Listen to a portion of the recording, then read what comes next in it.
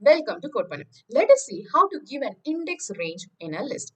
We have a marks list here, and if we want to print all the items from this marks list, we would write print, open bracket, close bracket, and put the list name marks inside the brackets. But if we want to print only few items from this marks list, we should give an index range. Yes, there is a special syntax to give an index range in a list. We should tell Python from which index we have to start and to which index we have to stop.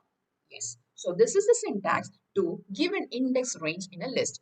If we want to get the first three items from this marks list, we would write marks, open square bracket, close square bracket, and put the start index as 0 because index always starts with 0. Then put colon and put 3 because stop index should be added with 1.